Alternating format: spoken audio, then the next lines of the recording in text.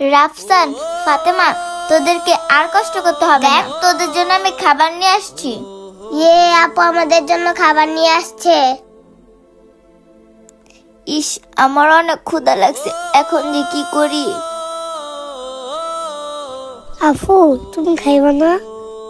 না রে ভাই, আমার খাওয়া লাগবে না, তোরা খাইলে আমার পেট ভরে যাবে।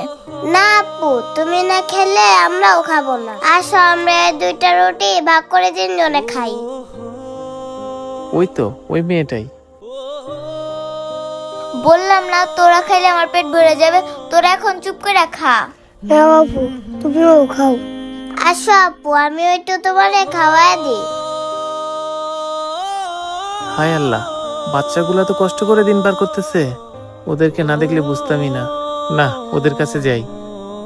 দাঁড়া, তোদেরকে আমি খাওয়ায় দিই। এই নে বোন, খা। এই নে ভাই, তুইও খা।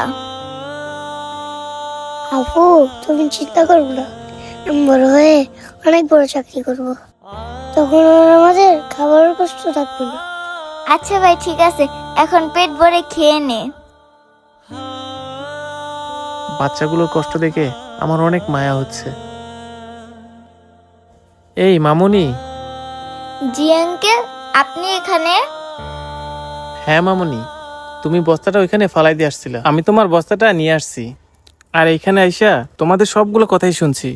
আচ্ছা মামুনি, তোমরা এখানে এত কষ্ট করতেছো, আমাকে একটু বলো তো তোমাদের বাবা মা কোথায়?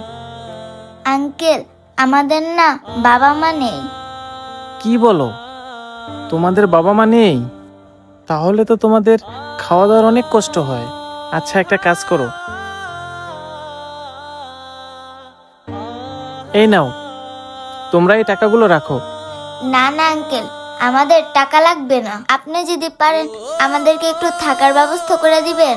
এই শীতের ভিতর রাস্তায় ঘুমাইতে আমার এই ছোট ভাই বোন দুটোর অনেক কষ্ট হয়।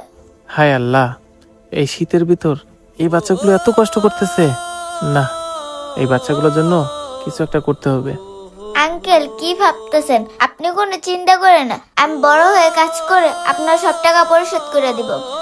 আরে না মামুনি, আমি এমন কিছু ভাবতেছি না। আচ্ছা ঠিক আছে, তোমরা 3 জন তাহলে আমার সাথে চলো।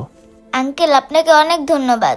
আপনার এরকম একটু সহানুভূতি পাইলে এমন হাজারো পথ শিশু আছে যারা শীতের কষ্ট থেকে একটু হলেও রেহাই পাবে।